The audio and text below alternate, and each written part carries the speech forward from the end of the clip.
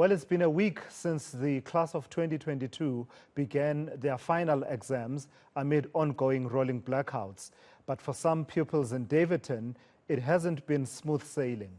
53 pupils could not sit for their exams due to ongoing service delivery protests. The Basic Education Department Director General Matanzima Mweli confirmed this during a briefing earlier. And our reporter Moloko Moloto is tracking that story and joins us now for a conversation. So Moloko, taking the conversation further then and checking on the claims and whatever undertakings that are being made by the department around the impact on these grade 12 pupils and what they are doing about it. Tell me where you are and your interactions with these grade 12 pupils. So, Tula Sizwe, we are now in Etwatwa, in Ekurhuleni. Earlier, we attended a media briefing by the Department of Basic Education. It was chaired by the Director General Matanzima Mweli, and he told us that there were disruptions in various places, but in Etwatwa, he said 53 learners did not write their economics paper 1 paper on Tuesday, and he says this was due to the service delivery protest. Now, we wanted to know, when will these learners write this particular exam that they missed? He said a decision will be taken, but they will have to write a new paper altogether, and a decision will be taken as to exactly when they will write. Now, Tula Sizwe, we drove from Pretoria to Etwatwa. When we got here, we went to this particular school, Pandumfundo Secondary School. Obviously, it's a weekend. When we arrived there, we found a group of 3 youngsters. We asked them about the service delivery protest that apparently, according to the department, happened on Tuesday. They knew absolutely nothing about it. They say they are learners in that particular school. We went to another group of 2 boys, and they said they know absolutely nothing about that particular protest on Tuesday. Now, they brought us, of course, all those 2 groups said they were not in grade 12. They then brought us into one household. This is where we are. And we found an 18-year-old who is in Matric. She's one of the 53 who were affected. But the story is completely different. It contradicts what the department has said. They are telling us, and I'm going to bring her into this conversation shortly. She's telling us and the mother that there was never any public or service delivery protest, and I'm going to be asking her to explain exactly the reasons why they did not write. Her name is Nogutula Maseko. She is 18 years old. Nogutula, you said to us that you are one of the 53 who did not write examinations on Tuesday. What were the reasons why you did not write? So the reason I did not write economics paper 1 was because I was told I'm going to write next year. So there was no service delivery around here. So I'm supposed to write next year. So that's why I did not write economics paper 1 this year. So the decision was taken by the school that you and some of your fellow learners will not write all your examination papers this year. Did they tell you reasons why? They said the department has come up with the decision that because we are facing a lot of pressure from parents around our neighbors, so we are going to write next year. So they told us that the department came up with the decision.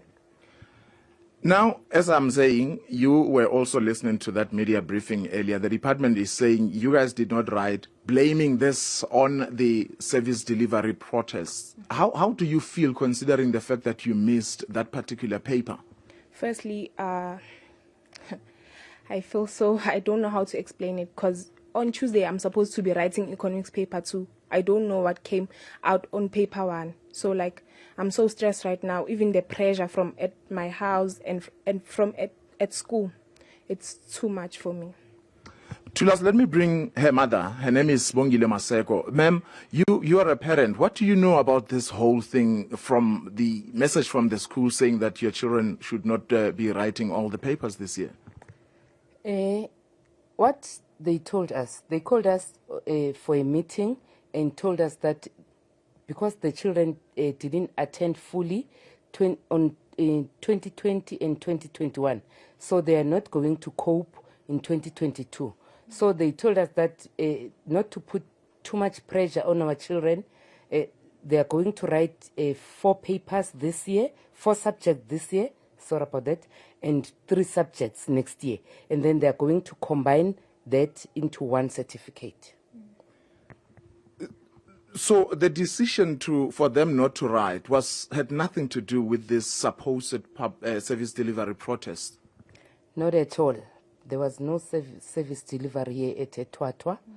Yes, I'm a stay-in mother, and there was no service delivery. Who in the school was informing you or telling you that your children are not going to write all these subjects this year? And I wonder then, if they are not going to write these examinations this year, when are they going to get their results, their complete results? Firstly, the principal called us. It was, I can't remember the date and the day, but the principal called us as parents, grade 12 parents, and they told us that there's this failure at school, and the department has come up with this thing of writing twice. And then we went, I think it's 2 weeks back, the deputy principal called us again. We were about 53. And then we signed that our children are going to write 4 subjects this year and 3 subjects next year.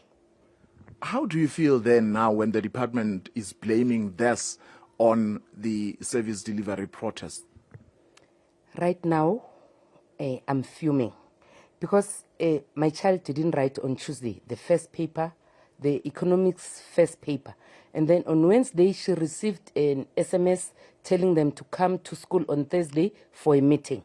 That's when she came to me and told me that they are going to write all the papers. So I asked her, why didn't they call us as parents? Because we signed everything. We even gave them our particulars and phone numbers and everything. Right now, I'm so furious. I'm going to school tomorrow morning. Mama, what do you suspect is happening here? Who exactly ought to take the blame here?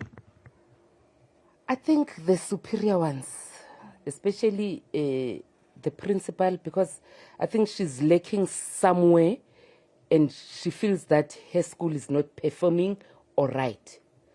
So that's why she's taking this thing she's telling people that it's service delivery, and it's not service delivery. Let me come back to you, Nogutula. We tried to ask when exactly will you write this particular examination that you missed on Tuesday. The department says a decision will be taken. Mm-hmm. You missed out on that examination. What's going on through your mind is particularly around this uncertainty as to when you don't even know when you will write again. Basically, on my mind, I feel like giving up because I didn't write paper 1. And on Tuesday next week, I'm supposed to be writing paper 2. How am I supposed to perform very well if I didn't write paper 1? So, I'm so down. I'm stressed, really. All right. Tula Siswe, definitely something isn't adding up here. I mean, the department, unprovoked, called members of the media and told the public that the 53 learners who did not write their economics paper 1 examinations here in eThwathwa was as a result of the service delivery protest. This learner and the mother are disputing that. We obviously have to hear from the department as to who told them that there was a service delivery protest, because, as I said, none of the people we have spoken to are aware of any service delivery protest that took place on Tuesday. The sad thing, Tula Sizwe, is that 53 learners who dedicated 13 years of their time preparing for this important moment in their life have missed out on an examination, and they still have other examination papers to write. As to whether mentally they will be ready, of course, we can only speculate, isn't it? Yeah, absolutely, Moloko. And also, I mean, it's also curious that if they didn't write paper 1, what's the point of writing paper 2? Don't they go together to make up the total grade of the pupils? It's an extraordinary story, Moloko Moloto tracking that story out in eThwathwa for us. So there you have it. The two stories just don't sit as comfortably side by side.